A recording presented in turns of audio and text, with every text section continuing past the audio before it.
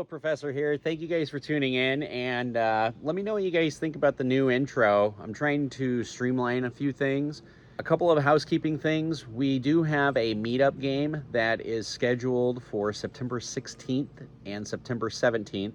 We're going to be down in Chicago. You can go ahead and text the information down below if you'd like to be added to the pre-made list. We're going to be in Chicago for the Chicago Charity Group, and we're going to be playing 2-5, round by round PLO 4 and Big O.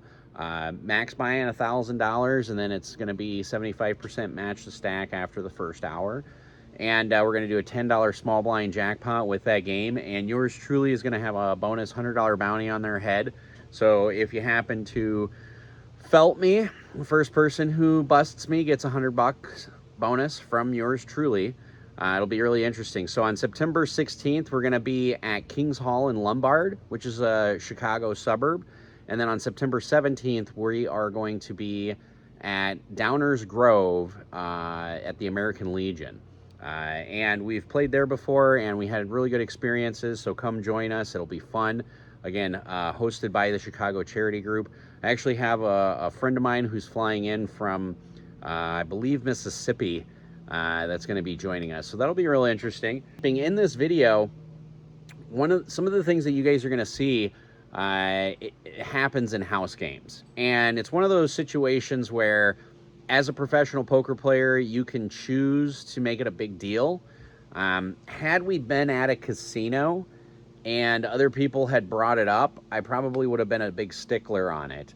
Because we're at a home game, I don't know, you tell me what you feel is the right move there. Gentleman in question is over 80 years old. He's good for the game, and he's a nice guy. But, you know, he makes an announcement that he's not going to call my all-in, and then the dealer clarifies with him, and then he decides to call. So watch it through the video. Let me know what you guys would do. Me personally, I don't care. Even had I lost additional money from it, I think in the long run, it would behoove me to just not even make it a big deal, which for me, it's not a big deal, but I'm kind of curious what you guys would have done in that situation, because a lot of you guys are recreational players, and you might have had a different opinion on it. But keep in mind, from my perspective, you know, in the long run, I'm okay with him thinking about it and making the decision that he ended up wanting to make, which is, I've already got, you know, $700 in the pot. What's another $500 or $600? So sure, I'll call. But yeah, so there's really good action. I'm super excited. This is a house game up here in northern Michigan. I'm super excited about it. I'm hoping that I'll be able to get at least one video a week off of it, because I plan on attending it every single week. It's beautiful. It's sunny out. It's 70 degrees in northern Michigan, and this is why I live up here in the summertime, is because of weather like this. So play smart, everybody, and run like a god. So let me know what you guys think about the new intro. I'm trying things out. I always appreciate feedback for the viewers. Let me know what you think. But we're going to dive right into this hand here. We're going to look down at Ace, Jack, Jack 3 with the suited ace. And we're already on the flop. So the flop comes Queen, Jack 4 with 2 hearts. Now, the fact that we have the ace high heart draw and we have a set of jacks, I actually decided to do something unusual here, slow play it. And I decide to check. Now, it ends up checking all the way around, something I did not expect. Now, one thing about this game is these players are used to playing 10-20 limit hold'em. So because of that, I did not know this early in the session, but they're all calling stations. Now, you might stand there and say, Professor, if they're calling stations, how does that change your game? Now, one of the biggest differences between for-profit players and recreational players, and I talk about this quite a bit, is the ability to make adjustments. So when you are at a home game where everybody's calling stations, you need to make adjustment and take them all to value town quite a bit. You don't want to deny equity necessarily to your opponents. You want to squeeze equity out of them. Now, I did not know this at the time, but the reason why I bet $20 is I wanted to look weak against these opponents to hopefully induce a raise. And instead of that, I actually end up getting 2 callers, so we're going to go ahead and go to the river. Now, obviously, you can see I have the nut hearts, and I had a set to go with it, so I really didn't have anything to worry about, maybe pocket queens. But because of that, and I don't have anything to worry about, and I did get a few callers, I'm going to go ahead and bomb the river about $115. I get a quick call, and I show my opponent that I do have the nut flush and a set of jacks, and he ended up having just the king high flush, which he did not raise me. So it also shows you that some of these players are a little bit tighter, but it's important when you go to any type of game, especially a home game, you make adjustments according to your players. So we're going to look down at King 9, 8, 8 with King 8 of clubs in our hand. And the flop is going to come 2, 3, 8 with 2 spades. Now let's talk about for a minute my opponents being calling stations because they're used to playing 10-20 Omaha. And because of that, normally I would approach this board where I might bet like half pot or 33% pot. But because I'm recognizing that all my opponents are calling stations, I'm at the point now where I'm just going to be betting big every time I have a big hand. So I decide to lead for a full pot size bet. Now I do this for two reasons. Obviously, the only thing that can call me here is something like either ace 4 5 or ace 4 or ace 5 with spades, or at least spades nonetheless. So I end up betting $85. Player to my left goes in the tank for a little bit, and then he ends up making the call. And everybody else is going to get out of the way. The 3 of hearts does get exposed when the gentleman in the blue shirt does fold it. So we're going to go heads up to a turn card. Now you can see the turn brings in a 7, which does not change anything if my opponent's still on spades. He's on spades. If he has a straight draw, he has a straight draw. So I go ahead and decide to lead out for a full pot size bet again, expecting a lot of times he's actually going to call me. Now it's important to know when you're putting your opponent, for example, on nut spades and a 3 was exposed, they probably don't have a set of deuces. They probably have a nut spade draw. So you just have to be aware that if a spade comes and it doesn't pair the board, that you're willing to throw away the hand. You don't have to pay them off if it does hit. My opponent goes in the tank for a while, and then he decides to let it go. So we scoop this one. This hand that we look down at 4, 5, 10, 10 with suited hearts. And we're already on the flop, which is 6, 9, 10 with 2 spades. So we flop top set. There's 125 in the pot, and this is early on in the session. Now, one of the things I go over with my students quite a bit is how to recognize a blocker bet. And what you're going to see here is an individual bets $25, and it's going to get around to me, and I recognize this as an immediate blocker bet. So I go ahead and raise it up to $140. And if you're not sure what a blocker bet is, I have a whole video specifically just on blocker bets. If you search for it in my chalkboard series, go ahead and look for it.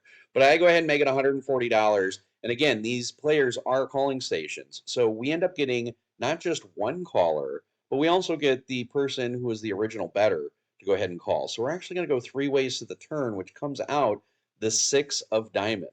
Now, obviously, with me having top full house, all I can think about is me sitting somewhere in the wind next to Doyle to my left, Amaretto Slim to my right. No.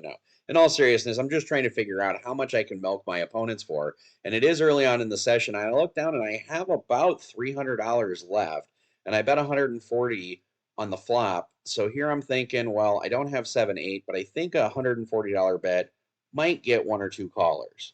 Now, if you're curious, when I decided to make some adjustments on my gameplay to realize that my opponents were calling stations, it happened to be this hand.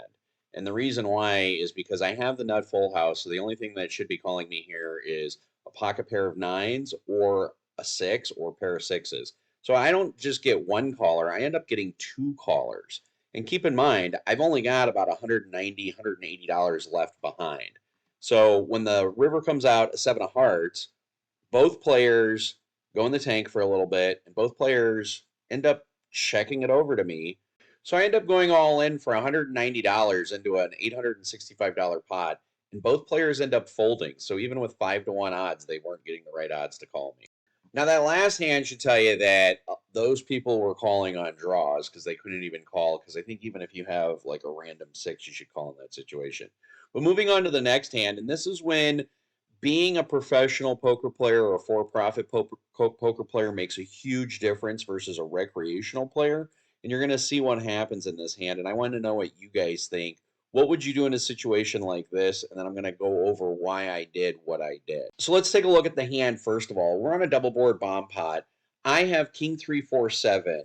And there's a king, king 4 on the board on the first board. And on the second board, there's a diamond draw with queen 7, 6, with the queen 7 of diamonds. So on the top board, I have the nut full house. On the bottom board, I end up having just a pair of 7s. So pardon me for catching up on this video here, but this was my first time vlogging a cash game in a while. But yeah, we bet 180 on the flop. We ended up getting 5 callers, and on the turn puts an 8 of spades on the first board, and it puts the ace of diamonds on the second board.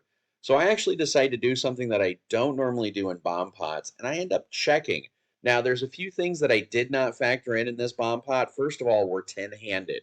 We are not 8-handed like most bomb pot games, but we are in fact 10-handed. The first player to my left who called the $180 decides to go all in. And he does it in such a nonchalant way that I believe he has the jack high diamonds because he knows he has diamond high flush. Even though I've played with this player a few times, he's capable of doing it with king 8 as well. But my initial read was that he had the diamond high flush. And the reason why is because the other player who's directly behind him goes in the tank forever. And that is a player that I know if he has king anything, he's going to end up calling. And he's sitting there facing a $700 bet, thinking to himself, I don't have a full house. I'm sitting there trying to get a good read on him. And my read is the guy that went all in has the jack high flush. He knows he's got the nuts. And the other guy has a king with some danglers. So in this instance, I already know that the pot's $1,800. I'm going to go with my read no matter what. And the gentleman who's in the tank has about another $650 behind the 770. So he does have like 1,500 in front of him, and he does have some players to act behind him. I mean, so far he is the third out of fifth player to play in this bomb pot. And again, this is what I call the pickle position. If you don't know what the pickle position is, I've got a lot of videos on double board bomb pots and the reason why it's so important. Now, stay tuned in this hand because what ends up happening is a player ends up making a verbal announcement and then it's reversed. So, and stay tuned because you're going to see what happens. So he does end up making the call. Another player goes all in for less, for $230. And when it gets back to me, I've already made the decision that the player that was in the tank a lot has an extra $600 behind. I think he's got a king, and it's possible I can scoop him. So I end up re-raising all in, and the player ends up going in the tank for a little bit. So the first player is going to get the pot right. He's going to put the 230 out for the short stack, plus there's like another 500 on top of that. So what the dealer does is she grabs 230 from each player, which is exactly what she's supposed to do. And then we're going to tune in and listen to see what actually transpires here, because I want to know what you guys would do in a situation like this. This is pretty unusual. 735 minus the 230, so 505 of that is already in the pot. Are you calling his bet of all in? This is not the all-in one. Now, as you guys could hear clear as day, the gentleman says not the all-in. Now, this is a moment in which you're a for-profit player, you're at a home game. The nearest game like this is going to be 3 to 5 hours away. There's two things you can do at this point. I realize I am literally with all recreational players. There is 1 or 2 players in here that's good enough that if they wanted to switch pro, they could, but they're still a recreational player, so they're still going to be a little bit rough around the edges. Plus, all the other players in this entire hand are all recreational calling stations. So when you're a for-profit player and you're stuck in a situation like this, you have a decision. I could be really pissed and be like, hey, verbal's binding. He said I'm not calling his all in. Force that player to fold. Or I can sit there, keep my mouth shut, because quite frankly, even if I lose this pot, even if I lose the side pot of an additional $500, in the long run, it's worth it for me just to keep my mouth shut. Not only that, but the gentleman happens to be in his 80s, and he might have not been understanding how much of his chips were in there. So I gave him the benefit of the doubt, and I let the dealer handle it, and she did a very professional manner. She wanted to make sure he understood he had already $700 of his $1,300 committed in the pot before he wanted to fold. Let me know what you guys would do in this situation, because we end up allowing him to call, and I'm totally okay with that. I didn't even make a scene or anything, particularly because I am the for-profit player, but I want to know what you guys would do in that situation. And we end up losing the pot anyway. So the other guy ended up having king 8, and the other gentleman who was in the tank for so long called because he had a 10 high flush. So we end up losing both pots, but we do win the side pot with the other gentleman for an extra $1,000 side pot. But overall, we lost about $1,000 on the hand. So if you want to talk about a pretty decent hand, Queen 10-8-6 double suited with Queen high diamonds and 10 high clubs is pretty good when you're in the cutoff. I decide to raise to $20. There's a lot of limpers. And even though I make it $20, Again, this is early on in the session. We get a lot of callers. We're going to go 7 ways to the flop. So there's 145 in the pot. And the flop is my gin, 579. Now, we do have backdoor diamonds, and there are spades out there. But right now, we have the stone cold nuts with the stone cold nut redraw. We're free rolling to a 6 or an 8, gives us a bigger straight. If we do end up hitting a jack as well, that gives us a bigger straight with another redraw. So I go ahead and bet $80 into 145. Now, this is a straight up value bet. The button, as you can see to my left, is going to go in the tank for a little bit, and he is going to go ahead and lay it down. But this is early on in the session. I did not realize how many people were going to call. We get the small blind who ends up calling, and then another player ends up calling in between. So we started off 7 ways, and then the third player is actually going to check jam all in. Now, what's nice in this situation, you can do one of two things. You can either flat call because you are free rolling to a 6 or an 8 or a jack, or you can isolate because the person who called in between is probably on some kind of draw considering that there's 2 spades out on the board. So I decided to count out my chips and I decided to make it $990. Now, the player who was in the small blind is going to go in the tank for about 3 minutes. So we're going to cut the clip a little bit just to save on time. But he's going to end up laying it down. He had 8-10 Jack Queen. So he was on a monster draw. Had I known that he had those cards, I would have never raised that amount just because my one specific hand is absolutely crushing him. But we're going to run it out. The person who check jammed all in just has a set of 9s. We get a clean run out with a deuce and a 4. I turn over the nuts, and we're going to scoop a nice size pot on this one. Home game, we were in for 1,800. We were out for 33.65. So we netted a profit of 15.65 in it. Also, there is a lot of hands that were 3K pots and above that I could not record because I happened to be playing in the WSOP ring event for Michigan, and I ended up getting 7th. So I final table 3 out of the last 4 tournaments I've been in. Buy-in on that was $215, managed to make $1,000, but I did not record a lot of hands because I was in that event. So my apologies on that. I will try to do better next time, but I don't schedule the WSOP Michigan online events. But that's it for now. I ended up having a positive $2,000 day, which is always good in my book. So play smart, everybody, and run like a god.